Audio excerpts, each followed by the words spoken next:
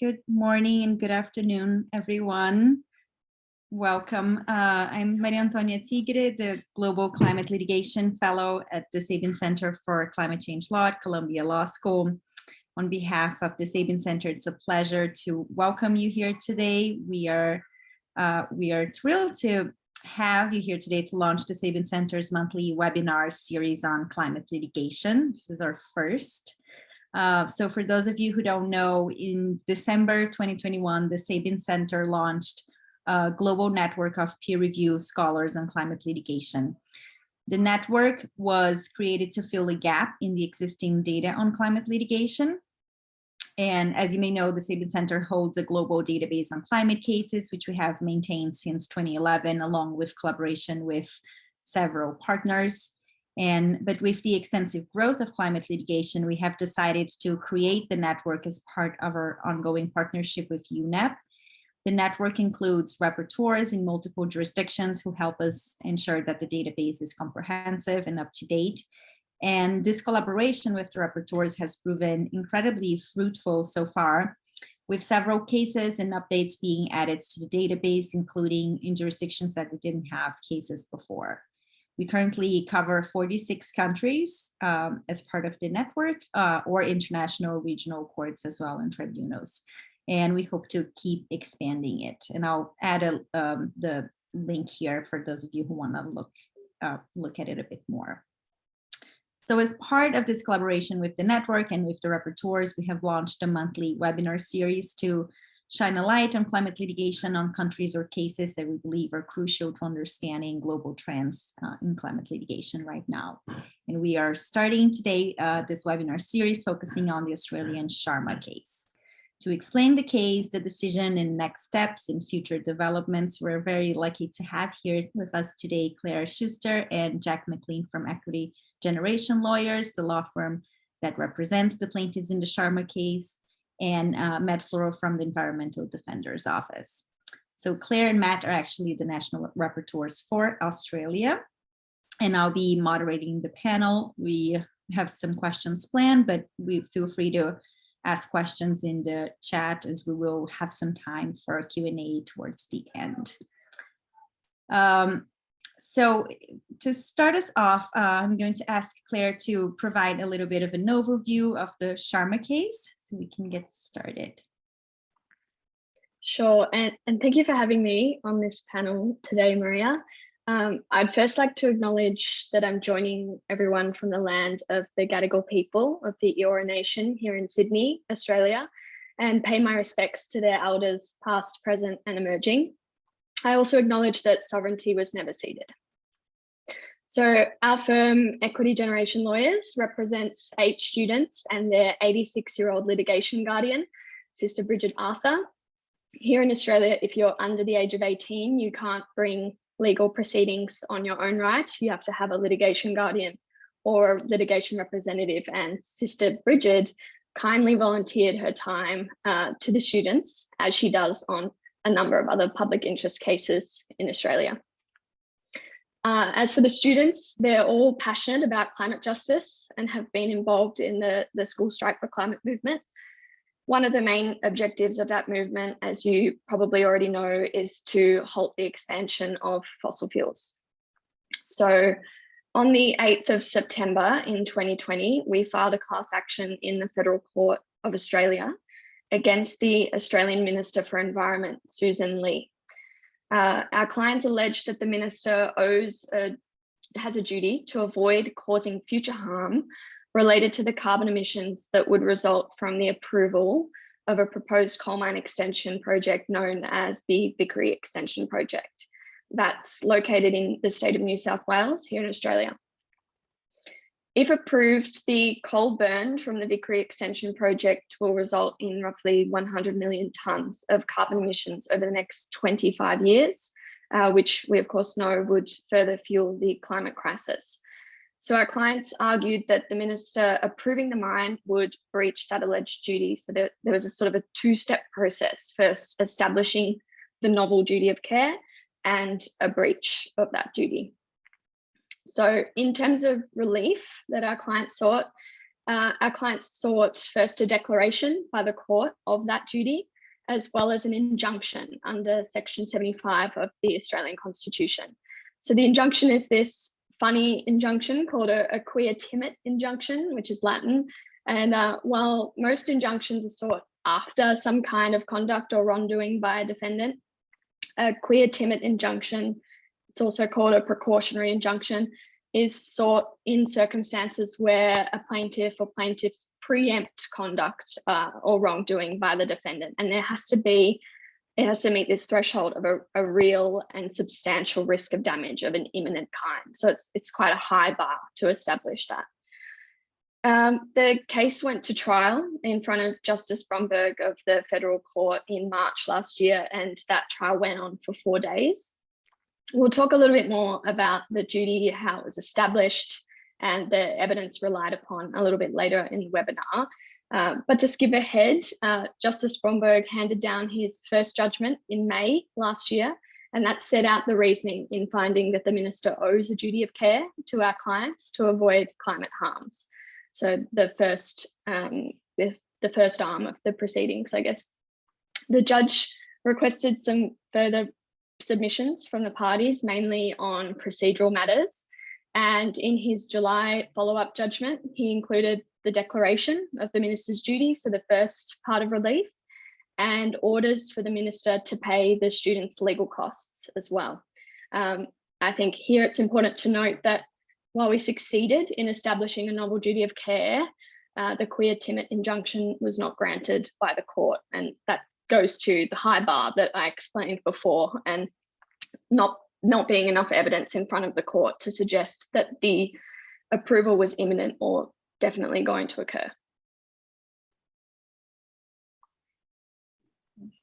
Thank you so much. It's definitely a very interesting case, a youth-led case. There are so many now spreading across the globe, but this one really has a very particular rationale in the legal arguments presented.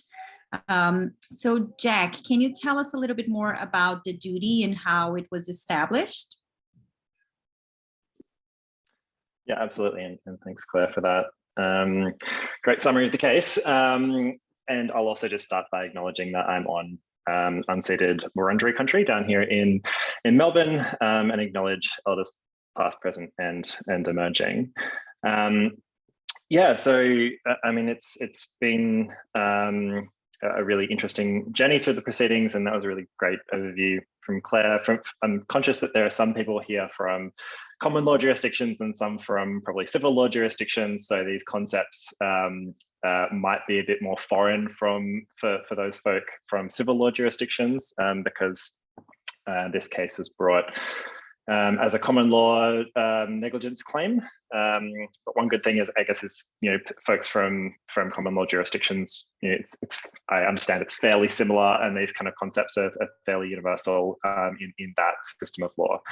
So hopefully that will cross over. So what was interesting about this claim is that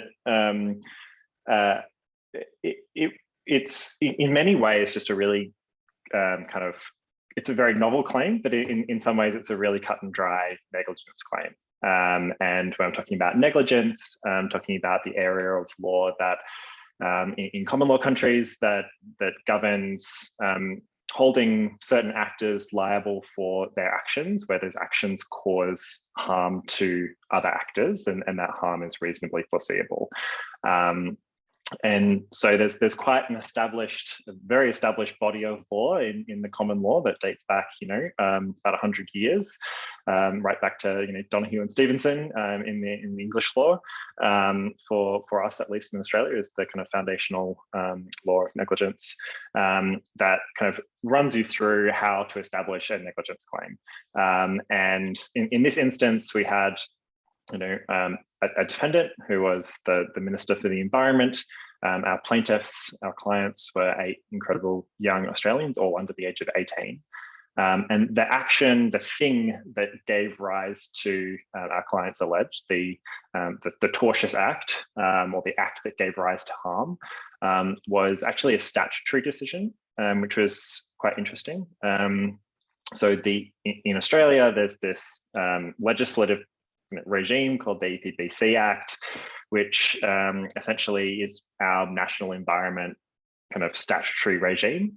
And through that piece of legislation, the Environment Minister, the Federal Environment Minister, has quite a wide discretion of quite a wide array of powers and a discretion to approve or not approve projects that will have adverse impacts on what's called matters of national environmental significance. So things that we've deemed are worthy of protection. That could be a wetland, or it could be an endangered species, could be any number of things. And so the system is that the Federal Environment Minister, when there's a big project that's going to go ahead, it's going to have real world implications for some piece of environment, whether that be a place or a species. The Federal Environment Minister often needs to grant approval, and a mine is a really good example of that. Obviously, forget the climate change implications of a mine for a second, but the mine physically needs to be somewhere, and there needs to be land clearing. There needs to be a range of actions that are taken on the ground to disturb the natural environment. And so those are the things that need to be approved by quite often our National Environment Minister. And so in this case, our clients brought this case seeking a declaration from the court that in exercising her discretion under the Act, which is a statutory discretion, to approve or not approve this big new greenfield coal mine, that the minister had to act consistent with a common law duty of care. So it was, for those of you kind of common law folks, it was the overlay of a common law duty over a statutory decision-making process.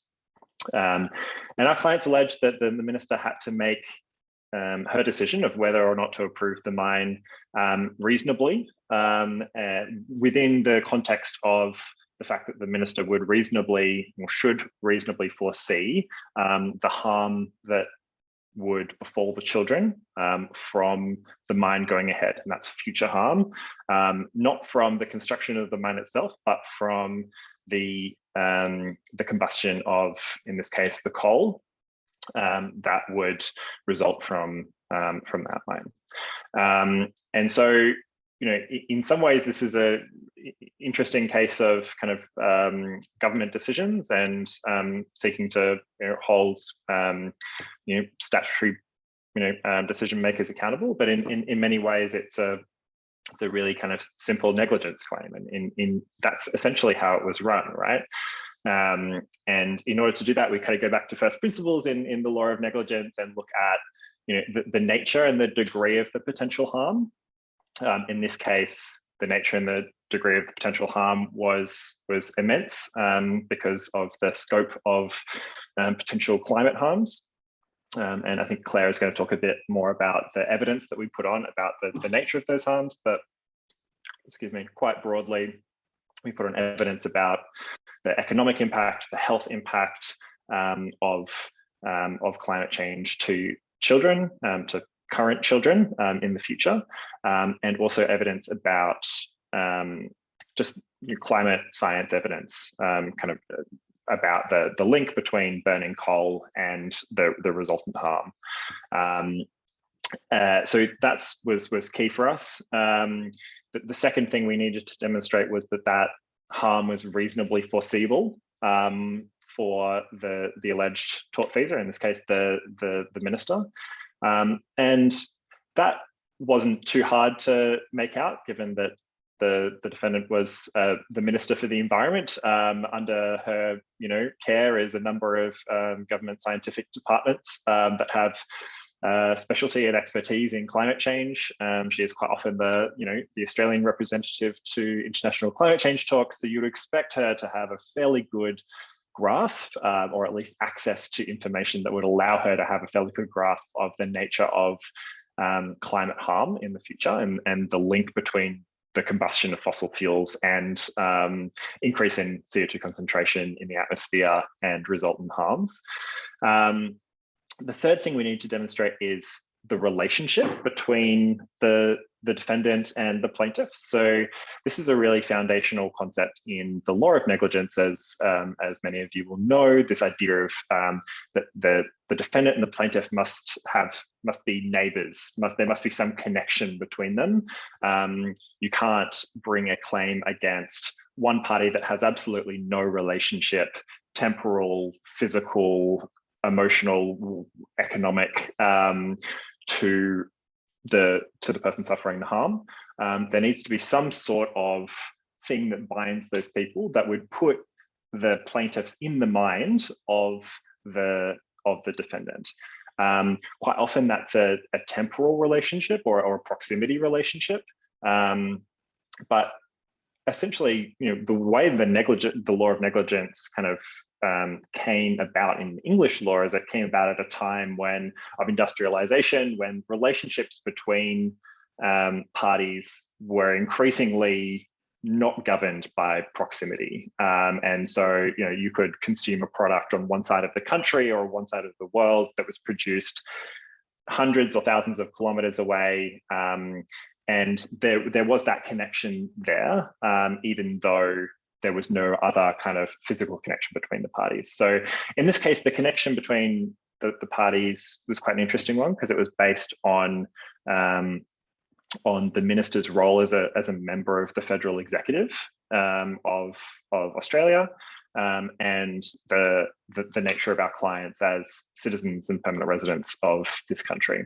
And so that was kind of the nature of the reason why the defendant and the plaintiffs are neighbours in this sense, which is kind of the term of art that has been used, is that the minister has it within her kind of realm of experience and realm of kind of like her job to take care of or at least having contemplation the people of Australia as a federal a member of the federal executive, and the fact that these were Australian children kind of meant that there was a sufficient connection between these two parties to kind of allow that kind of element of the action to succeed. And the fourth element is causation, right?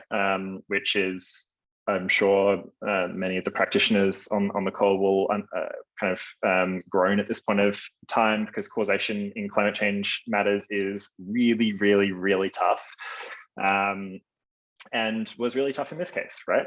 Because what we needed to show is that the minister's decision in this case, which related to a specific parcel of coal and specific parcel of resultant emissions, which was 100 megatons of emissions, which is a lot of emissions, but in the grand scheme of things is not that much. We needed to show that there was a causal link between those, between the extraction and combustion of that coal and the harm that was pleaded. The harm, obviously, in the climate change context, it's impossible to demonstrate in a court of law or anywhere that a particular, group of emissions from one mine is responsible for this tsunami or this heat wave or this bushfire or this fraction of increase in temperatures. As we all know, all emissions, end up mixed up together in the atmosphere, and it's the total kind of increase in CO2 concentration which causes these issues, and so that's naturally one of the elements that we focused a lot of time on in the first instance proceedings and also in the appeal proceedings. The Commonwealth, the Commonwealth Minister made the case that essentially this is such a small mine, the emissions, in the grand scheme of things, that it would be impossible to say that the emissions from this mine resulted in the harm. It would be unreasonable for the court to hold the minister responsible for the totality of the harm, being climate change harm, given the infinitesimally small fraction of that harm that would be directly caused by these emissions, aka the decision that the minister was going to make. which is a really good argument, right? And I'm sure many of you have faced this in the past. But at the end of the day, we got, it's a really interesting conversation came out at the appellate level about this. And our senior counsel essentially made this point to say, look, if we don't hold the minister accountable for this parcel emissions, then we can't hold anyone accountable for their emissions. If we go down this road to say that if you're not liable for the whole harm, then you're not liable for any of the harm, that leads to absurd results. And we can quite clearly see that there is an injustice. There are, in the, you look at the scale of the harm is immense. It's quite clearly caused by human action. It's quite clearly caused by many individual acts over a course of time. If the law cannot deal with that injustice, if the law is going to accept the minister's argument, that's the courts just throwing up their hands and saying, I'm sorry, this is too hard. This is too hard for us to administer justice in this case. The climate change is just too difficult for the courts to have any role, and that's just not acceptable. And there's quite an interesting kind of analogy that was drawn to, and I'll stop talking in a second, there's just a lot to talk about. There's quite an interesting analogy that was drawn to a range of cases that were run in Australia in the 80s and 90s, which are the mesothelioma cases, the dust diseases cases.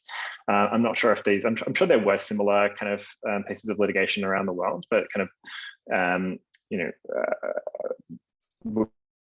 strain of litigation in Australia that dealt with mesothelioma or Watford from this disease as a result of working in asbestos factories or mines. And the issue here was, there was a period of time where no one knew purportedly that asbestos caused mesothelioma. A lot of people worked in a lot of factories and a lot of houses installing the stuff. A lot of people got really sick. But the problem was a lot of people moved around their jobs, right? A lot of people worked at 5 or 6 different factories. And it was just like with the increasing concentration of CO2 in the atmosphere, it's the increasing concentration of dust particles in the lungs that cause the disease. So there's a very, very kind of close analogy here in a very different context. And our senior counsel basically said, look, it would be ridiculous to go to say to a claim from a worker that because you worked in multiple factories, it would be impossible for us as a court to apportion liability to your employers for your illness because we don't know which dust particle from which factory kind of was the straw that broke the camel's back and got you sick. It just doesn't work like that, and that wouldn't be a satisfactory kind of resolution to that problem. Just like accepting the minister's argument, on apportionment of liability wouldn't be a satisfactory way of resolving this issue. So there's a lot of other stuff to talk about. I'll stop talking now because I know a lot to cover, but very happy to cover kind of more in the Q&A session afterwards. I guess the accumulation is that there was a weighing process that was undertaken by the first instance judge who came down on the side of our plaintiffs about the existence of a duty, and essentially that was where we got to with the first instance proceedings with the declaration of that duty existed in considering all of the factors that we just talked about ad nauseum. So I'll hand back over to Maria and we can go from there. Thank you so much, Jack. That's actually was really helpful to hear and understanding sort of the whole thought process too of building a case like this. And I really like the analogy with the asbestos cases too. I actually worked I'm from Brazil, and Brazil was one of the last countries to ban asbestos. And when I was an intern, I worked on a case that was basically trying to still keep the asbestos industry alive. And the research that I had to do was on all sorts of other things that also caused cancer, like French fries and things like that. So it's obvious that, these arguments don't work anymore. That sounds like a depressing research task. Look into everything that causes cancer and write us a file note on all the ways you could die. That sounds like the worst. Well, safe to I'm say. glad you're fighting the good fight now. Yeah, exactly. That's what I was gonna say. I didn't keep on working for that law firm, so that's what happened. All right. So Claire, can you talk a little bit more about the evidence that your clients relied upon? Sure. And yeah, as Jack alluded to, there was quite a wide range of evidence about harm, physical harm, harms to health in general, including mental health and economic harms. And we also relied on expert evidence from ex-fire chiefs in Australia. And this was, sort of after the 2019-2020 bushfires and other emergency services personnel as well were involved. I think most notably, the latest available climate science on the impact of new coal on what's called climate tipping points was used.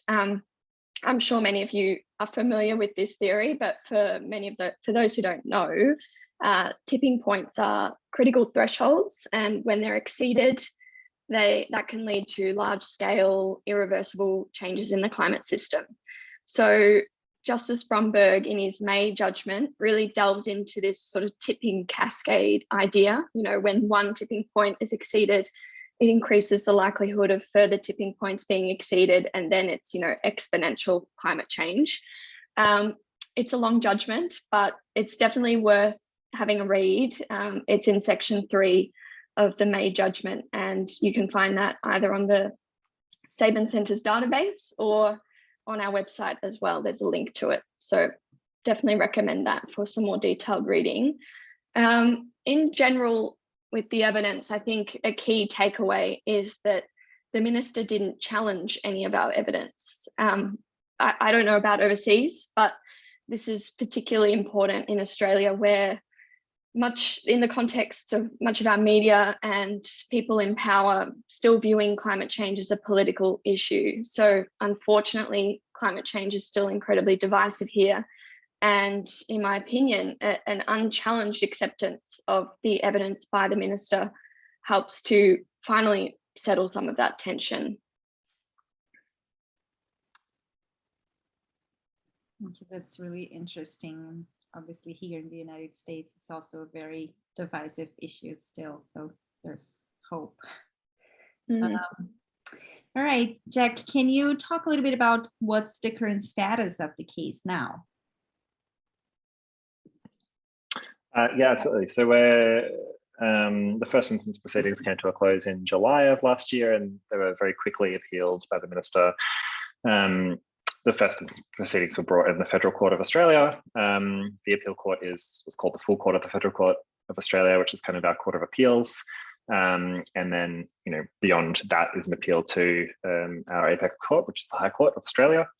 And the scope of the appeal was very broad. The minister basically appealed the entire judgment. In relation to the legal arguments, as Claire just mentioned, the evidence kind of not being objected to substantially at first instance remained, which is very encouraging. And this kind of goes to, I'm just seeing the questions, and there's one from Eleanor, which is a really great question about the court's approach to the decision and whether the court empowered itself or deemed itself powerful enough to direct the agency or the decision maker in making the decision. And this is essentially the question at appeal, and one of the key appeal grounds.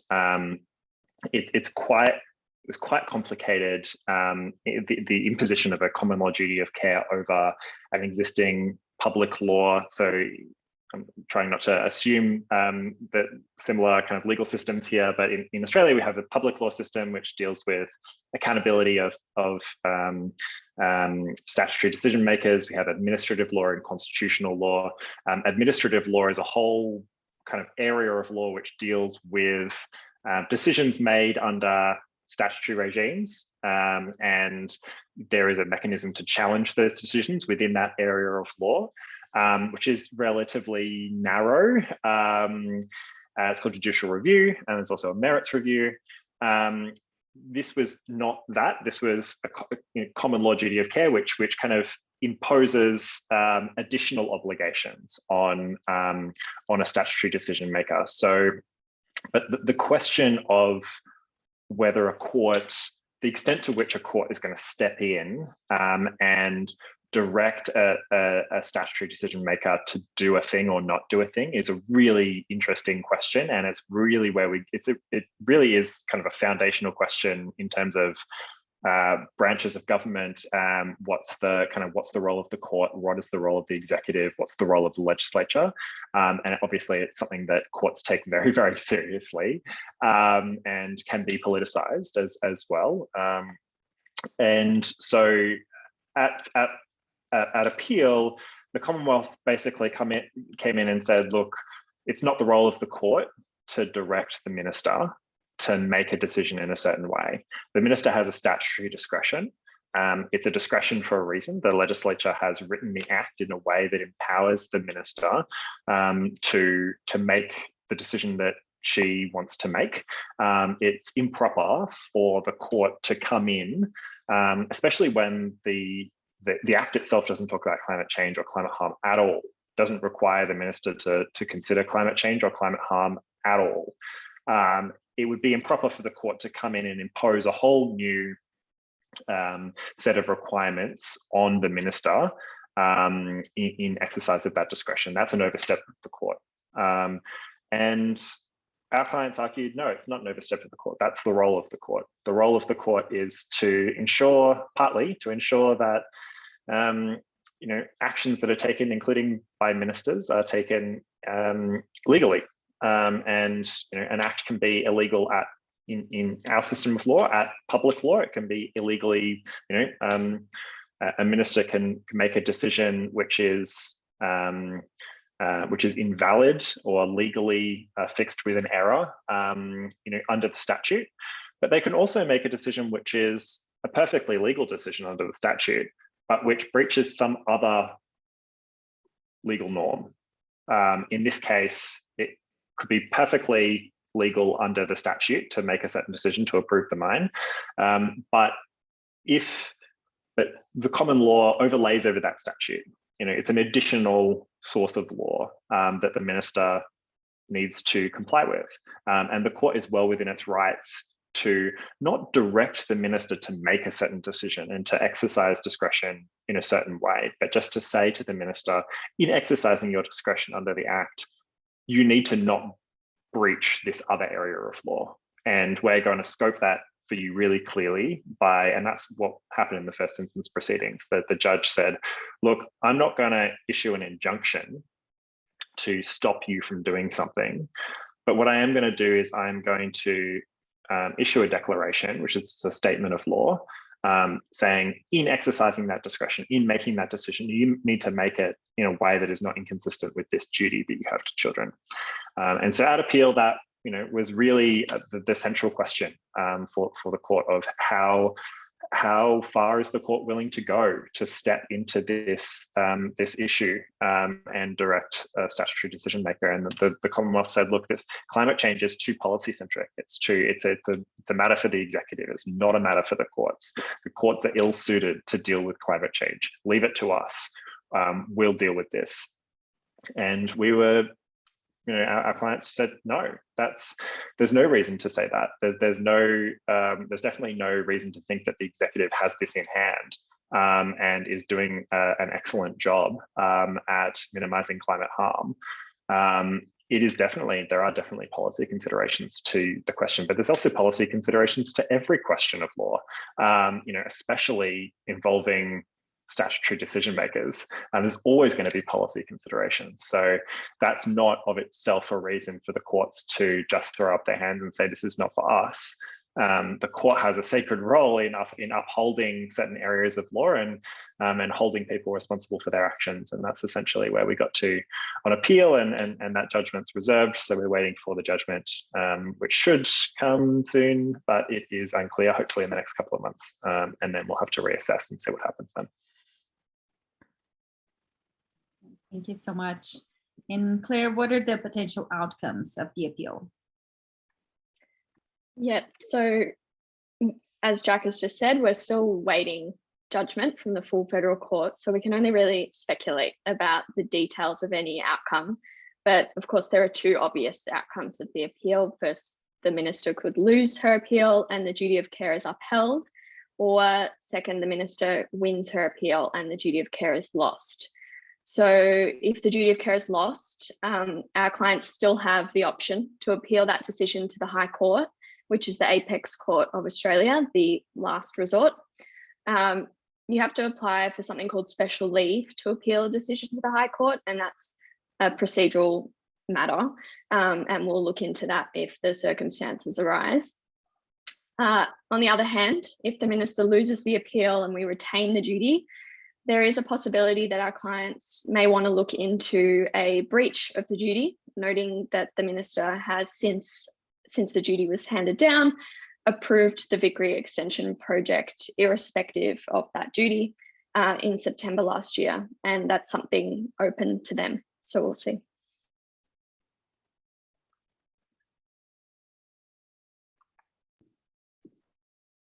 Thank you. So definitely a lot to see in the coming months, or what's going to happen. All right. So Matt, what role do you think tort law can play in recognizing and addressing climate change? And another question, sort of follow-up question to that is, have cases in other jurisdictions made similar arguments to that? Thanks, Maria. And I'm not coming to you from this amazing mansion behind me. I'm coming to you from the First Nations land in Sydney, the land of the Bidjigal people, which is where Captain Cook landed some 200 years ago.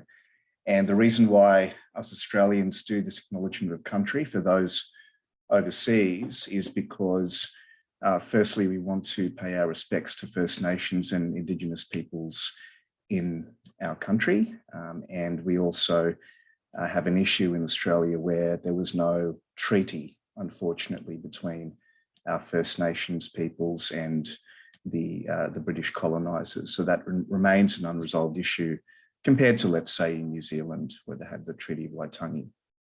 We also acknowledge First Nations peoples around the world, and we hope that through our work on climate justice at EDO and at Equity Generation through Jack and Claire, that we start to address some of those issues as we go into probably the critical 8 years left before we hit perhaps some tipping points, but certainly a time where our climate is rapidly and irreversibly changing.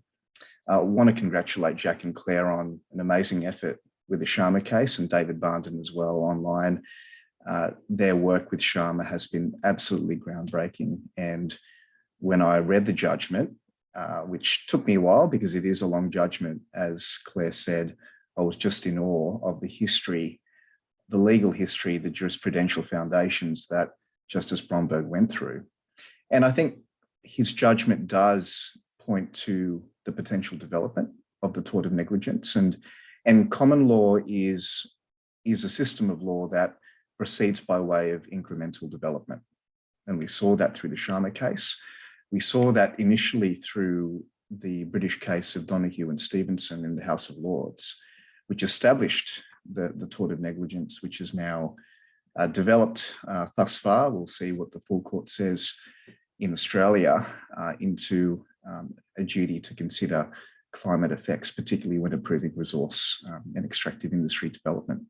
So look, in terms of other cases, there haven't been a whole lot.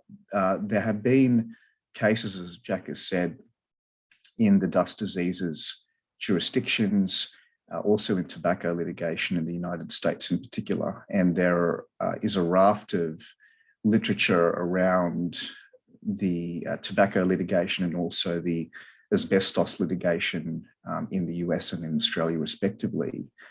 There was recent litigation in New Zealand, which many of you will be aware, which I'll briefly mention, Smith and Fonterra. I did write a journal article on the first instance decision which is recorded in the Australian Environment Review for those of you who want to look it up. But just super briefly, Mr. Smith, who's an elder, a Māori elder in New Zealand, brought a claim which had 3 causes of action in the High Court of New Zealand, which is not the apex court. Our High Court in Australia is equivalent to the Supreme Court in the US or the Supreme Court in the UK, for example. But in New Zealand, the High Court is a superior court of record. Above the High Court in New Zealand is the Court of Appeal, and above that is the Supreme Court of New Zealand. So the High Court heard a claim by Mr. Smith, and there were 3 causes, all based on the law of tort, one on public nuisance, one based in negligence, and one which was an inchoate duty, which purported to extend the law of negligence to a particular duty to cease contributing to damage to climate. I'll just bring my notes in front of me. So the High Court struck out the first 2 causes, the ones based on public nuisance and negligence, and said there were hurdles to overcome in those respects. For example, in terms of public nuisance, a particular hurdle was the special damage rule, which was the damage claimed was not particular to Smith. There was also an issue with causation, but we have seen through Sharma that is not necessarily an insurmountable hurdle. In terms of the general negligence claim by Smith, although the alleged harm was reasonably foreseeable, there was an issue regarding policy arguments with opening the floodgates, so to speak, to potential limitless claims. The High Court refused, however, to strike out the claimed inchoate duty and said that the common law will develop incrementally, the point I made earlier. So that was a positive development. However, when the case proceeded to the Court of Appeal, the Court of Appeal decided to decline relief and went through some of those points of contention that I talked about the special damage rule, about issues regarding causation and policy factors, and said that the claimed new tort based on an inchoate duty was similarly deficient, unfortunately, to the public nuisance and negligence claims, and that it did not fit within the remit of the courts. So there is a broader issue regarding justiciability, which I know Jack has touched on today, and Claire. Is it the role of courts to develop climate justice, to address climate justice? I think what people fail to realise is that the courts are the 3rd branch of government in many jurisdictions around the world, and the courts have to play a role in enforcing the law. So for something to be legally wrong, what is the bar now when we are facing the loss of the Great Barrier Reef, for example, when we are facing small island developing states with incredible problems that just threaten their very existence? How does the law respond to that? And we look in the past at the snail in the bottle, the Donoghue and Stevenson case with product liability. We look at the development of the law of negligence in terms of duties of care to vulnerable people. And we now have an extraordinary category of vulnerable people around the world, including our First Nations and Indigenous peoples, people from lower socioeconomic backgrounds, people from disadvantaged backgrounds, whatever they may be. And the law has to develop to respond to that, particularly the common law, because the common law is meant to supplement statutory law, particularly in Commonwealth countries and countries based on the British system. There are some small developments in England and Wales and in the US and in other jurisdictions based on this concept of expanding the law of tort. I won't touch on them because of a lack of time, but I just wanted to point out that the tort of negligence common law needs to continue developing, and it's a tribute to the team equity generation that they've managed to get this first instance decision. We hope that the appeal by the minister is dismissed, Actually, I might just mention one last point before I hand back to you, Maria, in that the issue of control, I think, was key in Sharma when we compare that case to Smith and Fonterra, in that it was the minister's forthcoming decision, which has now been made, by the way, to approve the relevant mine, the Vickery mine, that was challenged. Whereas with Smith and Fonterra, it was an action against private emitters. So the issue of control was stronger in Sharma, in that the minister had the ultimate decision whether or not to approve the mine federally, whereas in Smith and Fonterra, it was an action against private emitters who you could argue have a degree of control. Certainly they can choose to stop or start their activities, but the court didn't want to venture necessarily into regulating private activities in that way, given there was a statutory regime and still is in New Zealand regarding climate change mitigation. So I think in terms of further developing Sharma, hopefully it remains the law.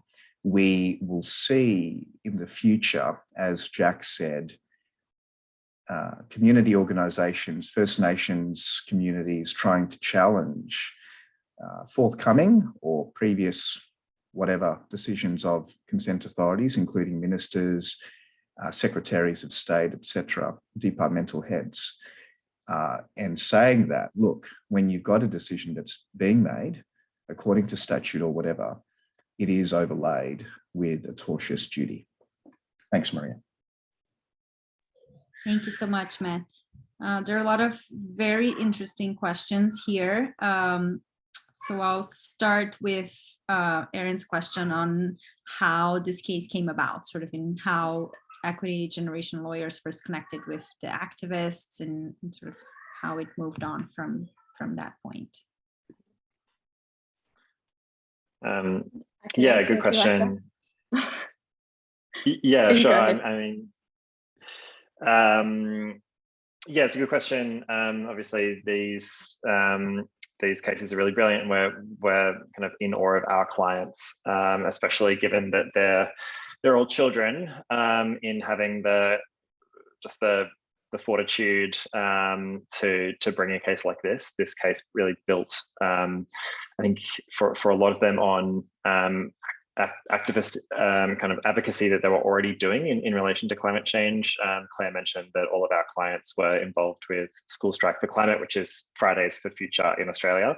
And so all of our clients had an amazing kind of depth of knowledge of climate change, the role of fossil fuels, kind of the way that the problem is perpetuated, and also really deep understanding of climate justice, which was actually very informative and brilliant for us to learn from our clients as well, which is a really lovely experience. And so we were connected up with our clients, and all of whom were very keen to kind of take the message that they had taken to the streets through climate strikes and marches to media and social media, and find a new venue for their concerns. I mean, we're talking about children who are arguably one of, if not the most vulnerable group of people when it comes to impacts of climate change. Obviously, First Nations people and folks in low-lying areas as well. If you just look at kind of our evidence bore this out as well, the vulnerability of children, when you really look at it, is so stark. Not only because they're more susceptible to all of the health impacts, to asthma, to the physical impacts of bushfires and floods, but they're also just so they just have they lack the capacity to protect themselves in so many ways, economically, socially, politically. They can't vote for people to represent them and fix the problem. They can't even bring cases on their own accord in federal courts, they're so powerless in our system of government that they are essentially the most, if not one of the most vulnerable groups in our society. So to have the chance to but having said that, they're also the most passionate. They're also the most passionate, and in Australia, at least, have injected this amazing amount of energy and enthusiasm and hope into the climate kind of narrative over the last 3 or 4 years, which for those of us who have been in the space, prior to that, was very much needed, that energy. So it was a real privilege to kind of take that energy and use our expertise to provide a new avenue for our clients in terms of kind of taking their case to the federal court. Yeah, powerless but powerful in a lot of ways. I mean, I just want to highlight as well the protest movement that they were involved in, just for scale. In just a year prior to us filing the case, the school strike movement organised the second biggest ever protests in Australia. So when we talk about an injection of new energy, that's what it's all about. It's incredible. Yeah. Definitely shows the youth power, right? So there's so many new cases now that are based on the rights of children or the rights of the youth in general. So it's incredible to see that coming out of it and becoming sort of a litigation, becoming a strategy to win their efforts. All right, so I think we have time for one more question. So I'll combine two here. They're sort of similar. In terms of asking about the larger implications of this decision in Australia, other cases being filed, including whether this decision, the rationale in the decision might apply outside the statutory ministerial discretion context. So for example, for emissions activities by carbon majors.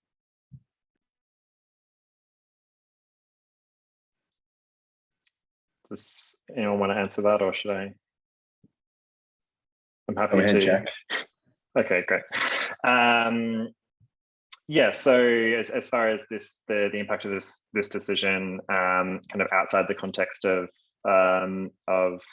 this particular statutory decision-making context, this is something that we'll have to see over the next couple of years, right? This is the first kind of case of its kind.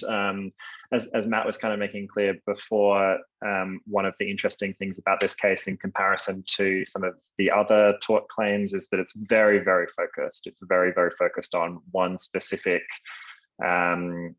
decision under one section of one piece of legislation by one decision maker in relation to one project. So it's not, the whole case revolves around a very specific action by the minister and the way in which she exercises that discretion.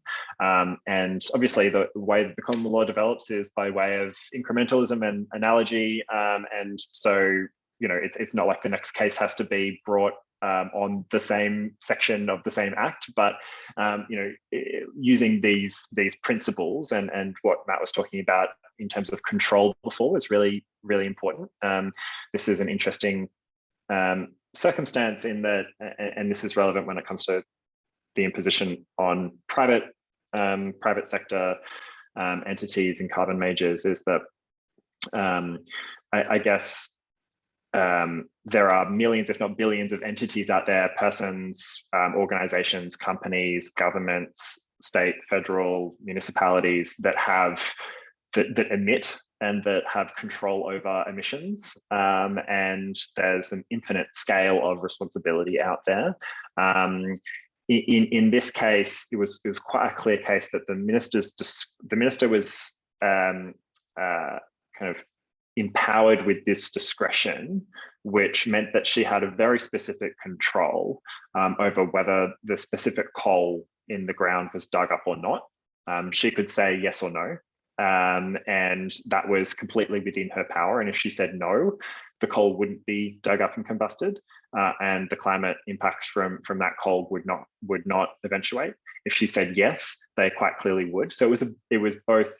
The minister had a very great degree of control, and it was a kind of her control was binary in a very clear way in terms of causation.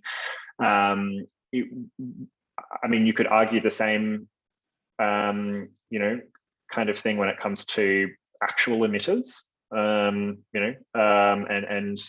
private sector actors. I'm sure there'll be a range of other issues that you'll run into. For example, I was talking a bit before about the neighbourhood principle and the connection between the tortfeasor and the plaintiffs. We made that out in part because of the nature of the decision maker as a member of the federal executive and our clients as citizens. And with a private entity, that that will be different. Causation will also be different.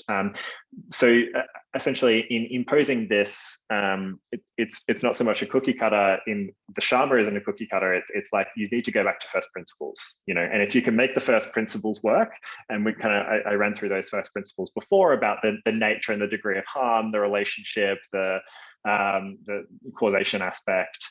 If you can make those things fit, then there's no reason why common law liability for climate harm can't be extended to private sector entities. But you just need to go back to those first principles and make sure that whoever it is that would be the defendant in those proceedings, it satisfies all of the relevant tests, that the degree of harm is there, it's reasonably foreseeable to that tortfeasor, there's a relationship there, and you can adequately establish causation. And then you've got obviously the whole issue of remedies and what the court is willing to step in and do, and what's appropriate. So I think just going back to those first principles would be, I think, that the next step in extending this beyond the very specific context that it was brought in. I'll just add to that by fully backing up Jack's point and saying that, look, if we put ourselves in a position 100 years from now, the common law at that time will be different to the common law of today. So as Jack said, we need to look at the jurisprudential foundations of the common law and develop a really solid argument for how that will develop, how that will change. And it's always changed over hundreds of years. How can we produce the best science to inform that change? And again, Jack and Claire have done that with David and the team at Equity Generation. We try to do that as well at my employer. But everyone around the world, and even if you're in a civil law jurisdiction, can apply the same approach for those online who are in our space in public interest law. Right, thank you so much. I think we're running out of time, but well, there were some other great questions that we can't get to, but looks like there's a lot of interest in several aspects of this case, which is very unique. So definitely a lot of food for thought, and then space to other discussions in the future as this develops as well.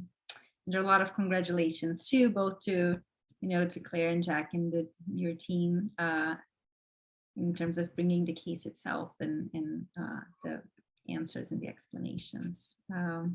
So thank you very much.